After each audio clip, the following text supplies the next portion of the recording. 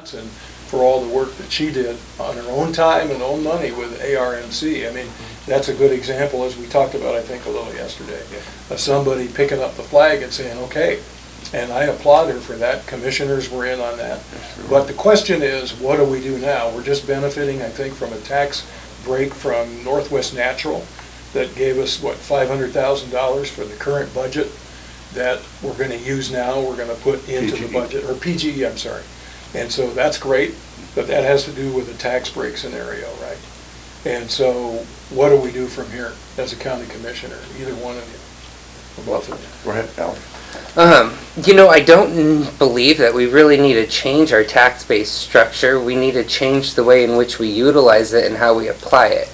Putting everything, all of our tools at one place. Let's use Port Westward, for example, because I love what we're doing out there. It's an urban renewal district, so it's being paid for by urban renewal funds. It's a TIF, it's tax incremental financing. So as PGE builds their plants, we're getting all of this tax revenue from them. But they're in an enterprise zone, and they're a STIP, which is a strategic investment plan.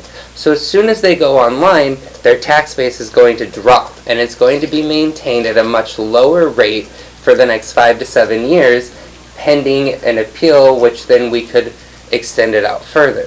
If we use all of our tax structures in one spot, we're not benefiting the county. An urban renewal plan is set up so that you receive the money as it's being built, it goes online, there's more money now in that pool, you use the additional money to continue to build, continue to expand, and grow your economy. Quite frankly, I feel like we failed because we focused it all in one spot, we centralized everything, and now we're failing to get industry out there to actually support it. We have PGE, we had Global, they just cut 28 jobs. Supposedly they're going to be adding them back when they go to a holding facility for ethanol, if and when that happens. But again, it's part of the whole fossil fuel boom and bust industry. If oil prices don't go up, it's not likely that it's going to happen. We have another lease potential for Northwest Innovative who wants to build a methanol plant out there. How many jobs is that going to create? 200. Okay, 200. But the residents have already said, we don't want this type of facility in our county. So if the residents are telling us When did they no, say that? there's been a lot of people pushing back on it, just like LNG, just like the coal trains. They want to see clean, renewable energies moving forward. Okay, can you cite a source? Source specific, Yeah. for example, Tacoma. Those aren't Columbia County residents. Okay, you said Columbia County residents say they don't want it. Clean So- Columbia County, River Keepers. There's all sorts of environmental groups within the county who are against it. The 200 jobs at the methanol plant are those long, full-time, Yes. permanent jobs. Yep. Because one of the other criticisms that routinely comes up about Port Westward jobs, is it does seem to be a little bit difficult to nail down how many jobs are there. So, I mean, we'll see global partners and you talk about maybe an unloading, transloading type facility or whatever it is. It might have some construction jobs attached, but then once those disappear, you're down to a dozen or so like full-time jobs. Well, let me be clear that Global's not going anywhere. There's some, and just because you say something 3 times doesn't make it so. And I'm here to tell you that they spent $180 million retrofitting that plant to be state-of-the-art. They're not going anywhere with that plant. That company owns 59% of the BP stations in this nation. Their job is to produce fuel, both additives and fuel. That's what they do. That's their business. They have that closed right now because the price of fuel, as you noticed, is rather low, which is up to all of our advantage in one way. But they're coming back. They just spent millions of dollars building Hermon Road, which was supposed to be built by the county with our taxpayer dollars. They're building it with their dollars to our specifications, with our road crew out there monitoring, make sure it's built right. But they wouldn't be doing that if they hadn't planned on making even further investments out there. So the original question was, what would you do to change the tax structure? Well, basically, the tax reform or regulations, policies, This is the number I carry around with me all the time, because this was a study that was done, and I've talked to you about it, Daryl, many times, but this is the newest numbers on the cost of taxes and what it costs to provide the services that those taxes that we get. So for a residential taxpayer that pays for our homeowners, for every dollar that they pay, it costs $1.16 to provide the services that they expect and deserve. Public safety, schools, all those things. For an industrial or commercial, it costs 29 cents for the dollar that they pay to provide the services. So we have to have that balance. We've known that for a long time. We cannot continue to be just a great place to live. This has to be a great place to work. And this doesn't happen by one company coming in. This doesn't happen by one end of the county being great and the rest of it being bad. This happens by incremental moves that you do across the county. I applaud my opponent for having some rudimentary knowledge of the tools, but you were all over the place when you're talking about urban renewal and enterprise zones, and your numbers are way off. I'd love to school you on that, but I have the plan if you'd like to see it. We have an urban renewal district that's very prescriptive in the district. I actually have 2 urban renewal districts in this county. You cannot take that tax increment that's captured and use it for anything else. You can only spend the money on what is in the plan. And if you change that plan by more than 10%, you have to start over, which is great. I applaud that. Yeah. And we currently are capturing the taxes that are above this frozen rate to pay off the debt that's incurred for the plan that we all agreed to, which is the water system, road system, improved rail. Right.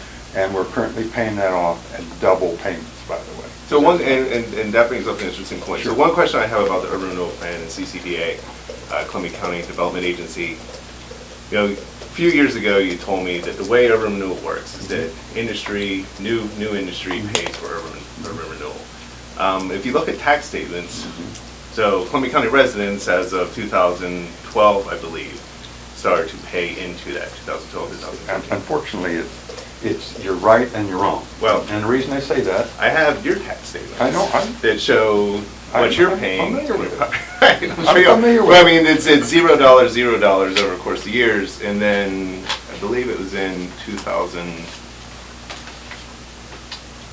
I believe this is 2013, 2014 when. What we're talking about is the McIntyre initiative. And you remember McIntyre? Well, let me finish real quick. So the residents of Columbia County, all residents, it seems like in 2000 at this period, started paying a certain percentage into the development agency. You're making double payments into it, so there's enough money to pay off the loans. Correct. Why are residents paying? They aren't. They aren't. They aren't. They aren't. This is the McIntyre initiative. It's Okay. the but for. Okay. Explain. It's again, let's just say this is the urban renewal district right here, the meets and bounds of the urban renewal district. Mm-hmm. All taxes are frozen the day that district is approved. Right. It doesn't affect what taxpayers pay within the district. Right. Stays the same. All new taxes that are captured as a result of the urban renewal district are then used as tax increments to pay down debt, the debt that's incurred for the plan itself, for retiring the plan. Right. McIntyre put an initiative out there that says you need to equate what that number is for taxpayers.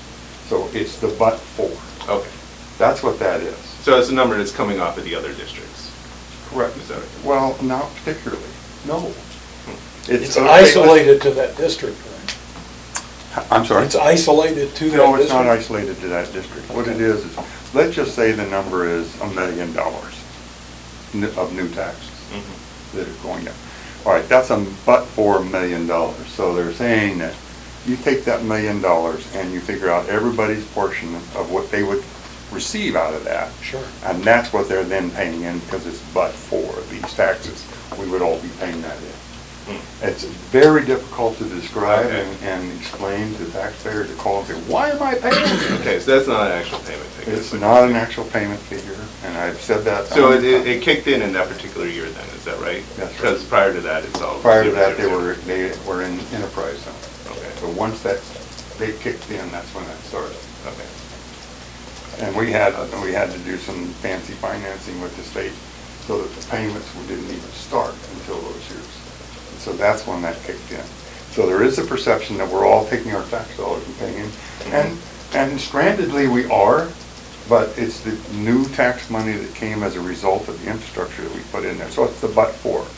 But it's also the but for that infrastructure, that new industry wouldn't be there paying this in the first place. I have one follow-up question then, Alex. What has the county done to communicate that to its residents? Because I routinely hear that, and it seems like there hasn't been any communication about how these things work coming from the leadership. You know, we do get some things from the Fort, for example, Compass, but Columbia County Board of Commissioners specifically seem to kind of be silent and present at 10 o'clock meetings that are happening during the workday, staff meetings that are occurring behind doors, and I think are terrible label staff meetings, not really inviting the public into it. So how does that communication take place to explain these type of things so there's not this kind of confusion about what's going on in these complicated financial projects that are happening? Well, that's a good question, and you and I talked about this before, and you criticized me about this before, and I think rightfully so, frankly, Carol. And I've said that out loud. A couple of years ago, and following up on that criticism and suggestion, and I totally agree, we made what I would call a false attempt, not false, but a stumbled attempt to bring on a public information officer so that we had somebody that could actually get this kind of information out. It didn't work, and it was mostly my fault, I'll take the hit for that. Because I just really wanted to get somebody, one body in that position and make it work. And following that, we're in those years where Fort House is open 4 days a week. We had tough negotiations with our employees.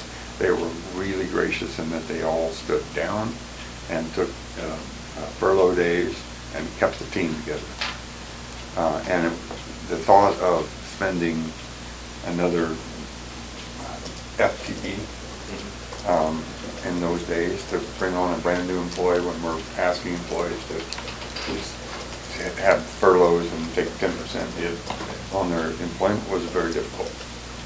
I can tell you that in our current budget that we've just proposed, because I do see that we're now trending up, things are looking much better in this county, and that's one of the reasons why I think good leadership right now is so important. We do have a employee in there for public information that will be able to get this information out on a regular basis. I'll make one quick statement on that. You know, Representative Witt and Senator Johnson routinely kind of submit commentary about stuff that's happening in the legislature. So it does seem that something the commissioner could also tackle. But I did want to give Alex some opportunity. Yes. I guess I want to go back to something that Tony said about my knowledge of urban renewal plans and how they operate. I recognize the fact that the county initiated the urban renewal plan for Port Westward and that we're locked into it until it's completed. I also recognize the fact that Rainier initiated their own urban renewal plan to help their blighted community. What I fail to understand is why, when the urban renewal plan for the county was put into place and the airport was part of that urban renewal plan initially, it was dropped in favor of fully supporting Port Westward. Again, coming back to the fact that whether you want to look at it directly or indirectly, the taxpayers are helping fund it across the county. Scappoose should have had their economic development at the airport back in 2005 when we first looked at this urban renewal plan for the county. But neither here nor there. It's in the past. We've done it. We have it.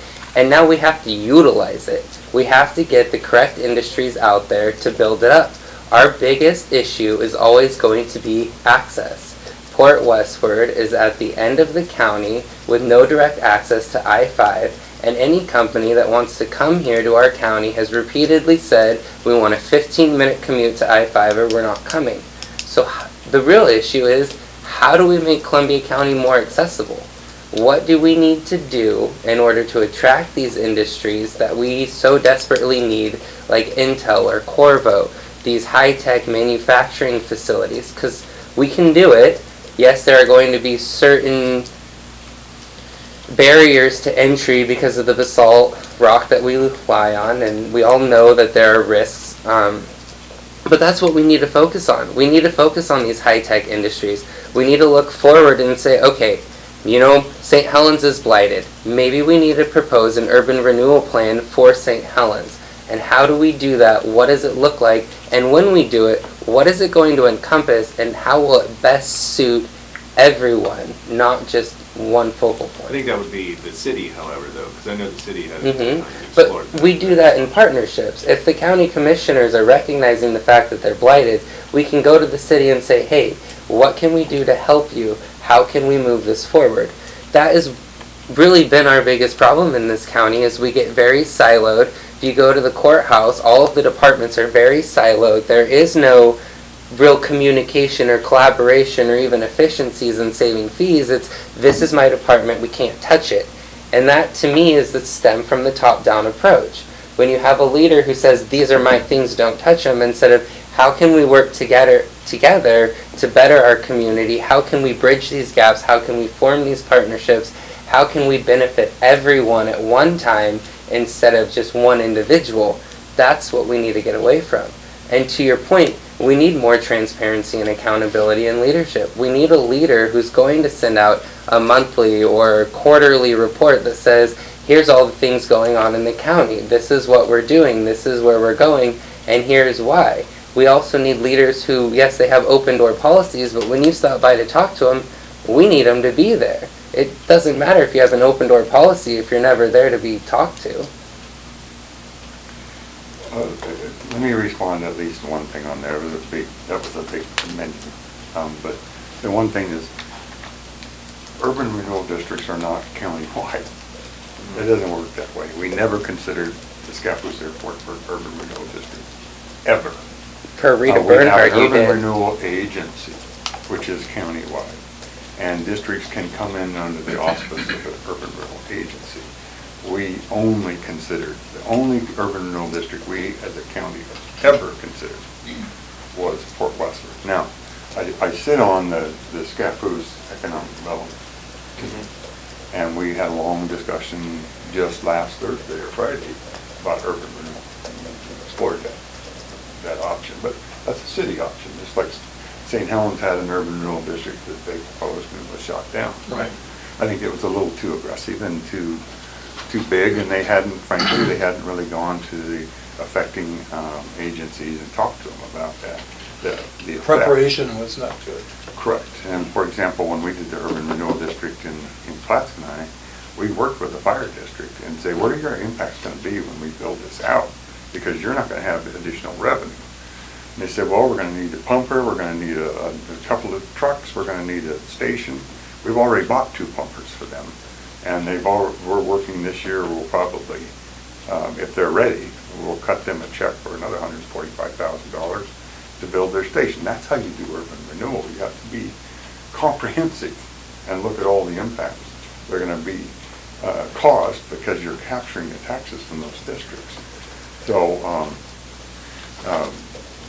that just didn't happen at Scappoose Airport. And quite frankly, in 2005, we were still at the end of the rock wars and trying to get some resolution to those property ownerships and starting to look at a comprehensive plan, as you remember. And that was a very long slog to change the comprehensive plan and get through all of the appeal process to make that property ready. It just doesn't happen overnight. When you start with a comp plan amendment and zone change, you're looking at a 10-year run. You just are. I want to take a quick side trip. We have a... Wait, I want to ask a question. Go ahead, John. I'm sorry, you haven't got in yet. You and Daryl, I started. I'll acquiesce. Go